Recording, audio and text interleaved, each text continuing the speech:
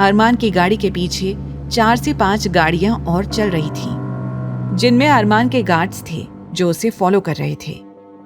गाड़ी में अजीब सी खामोशी छाई हुई थी। जहां कुछ देर पहले सभी हंसी मजाक कर रहे थे, वहीं अब सब सीरियस थे। उनके चेहरों पर कोई इमोशन नहीं था। चारों बाहर सुनसान सड़क को देख रहे थे। जल्दी ही अरमान सिंघानिया ने एक जगह गाड़ी रोक दी और ऑर्डर देते हुए कहा, अपना फेस अच्छी तरह से कवर करो। अरमान के इतना कहते ही उन चारों ने अपने फेस को अच्छी तरह से कवर कर लिया था और तभी अरमान ने अपनी गाड़ी से एक बंदूक उठा ली और वो सब गाड़ी से निकलकर सामने की बंद पड़ी फैक्ट्री की तरफ जाने लगे। इस वक्त वो लोग शहर से बाहर थोड़ी दूरी पर एक बंद पड़ी फैक्ट्री के पास थे, जिसका काम बहुत समय पहले रोक दिया गया था। अरमान ने अपने सभी गार्ड से मुड़कर कहा, तुम सब यहीं रुको और हमारा इंतजार करो। ये कहकर वो पांचों अंदर गए। वहां उन्हें अजीब सी आवाज सुनाई देने लगी, जिसे सुनते ही अरमान ने उन सबको अलग अलग डायरेक्शन में जाने का इशारा करते हुए कहा, चारों अलग अलग डायरेक्शन में जाओ और ध्यान रहे कोई भी एक साथ न रहे।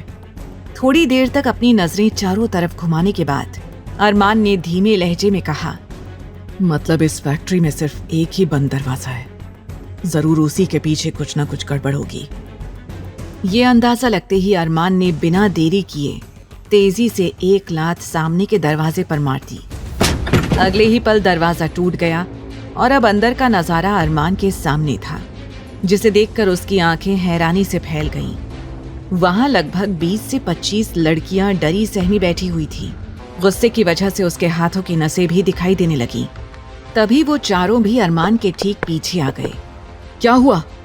ध्रुव ने ये सवाल किया ही था कि तभी अरमान ने कुछ इशारा किया और वो चारों वहां मौजूद जितने भी गुंडे थे सब पर बुरी तरह से टूट पड़े। कुछ ही देर में उन चारों ने गुंडों को मार मार कर उनकी हालत इतनी ज्यादा बुरी कर दी कि वो गुंडे खुद कराहने लगे और उनसे अपनी मौत की भीख मांगने लगे। हमें मार दो रे, हमारी जान ले लो, लेकिन इतना दर्द मत दो। लेकिन उन चारों पर उन गुंडों के कराहने का कोई असर नहीं हो रहा था। वहीं ध्रुव लगातार उनके शरीर के उन्हीं हिस्सों पर वार कर रहा था, जिसके बाद वो लोग मूवमेंट भी नहीं कर सकते थे। इस समय सब एक से बढ़कर एक खतरनाक लग रहे थे। वहीं अरमान सिर्फ खामोशी से एक जगह खड़े होकर ये सब देख रहा था। फिर आहान की तरफ मुड़कर ऑर्डर देते हुए बोला, सभी लड़कियों को सेफ्टी के साथ यहाँ से बाहर निकालो। आहान ने हामी भरी और एक एक करके सभी लड़कियों को वहां से निकालने लगा, लेकिन तभी उसे अपने पीछे किसी के होने का एहसास हुआ। वो जल्दी से पीछे मुड़ने को हुआ, तभी किसी ने पीछे से उसके सिर पर डंडे से वार कर दिया। आउच! लेकिन अरमान ने बीच में आकर उसका हाथ पकड़ लिया और अपनी आंखों में आग लिए उस आदमी को देखते हुए उसी डंडे से उस पर वार कर दिया। आहान गहरी सांस लेकर बोला, थैंक गॉड भाई, आपने मुझे बचा लिया। उन पांचों ने केवल कुछ ही मिनटों के अंदर उन 25 लड़कियों को छुड़ा लिया था। साथ ही वहां जितने भी गुंडे थे उन सबको रस्सी से बांध दिया था, जिसके बाद वो कहीं भाग नहीं सकते थे। अब अरमान एक राजा की तरह उन सबके सामने बैठा हुआ था, लेकिन उसके चेहरे पर मास्क लगा था, जिस वजह से किसी ने भी अब तक उसका चेहरा नहीं देखा था। लेकिन उसकी आंखों से आग निकल रही थी, जो इस बात का सबूत थी कि मास्क के पीछे जो चेहरा था वो कोई आम चेहरा नहीं था। तभी उन गुंडों में से एक ने डरते हुए पूछा, कौन हो तुम लोग?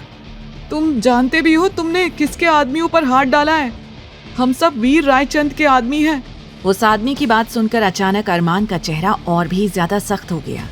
वो तुरंत खड़ा हुआ और उस आदमी के सामने जाकर खड़ा हो गया और उसका कॉलर पकड़कर उसे लगभग एक ही हाथ से ऊपर तक उठा दिया और नफरत भरे लहजे में बोला, बहुत शौक है ना ये जानने का कि हम कौन हैं? तो जाकर कह देना उस वीर रायचंद से डेविल किंग आया था, और अगर उसमें हिम्मत है तो मुझे रोक कर दिखाए। आगे की कहानी जानने के लिए देखें अगला एपिसोड सिर्फ पॉकेट एफएम के YouTube चैनल पर, और तेरे इश्क में के सारे एपिसोड्स को सुनने के लिए डिस्क्रिप्शन में दी लिंक से डाउनलोड करें पॉकेट एफएम ऐप।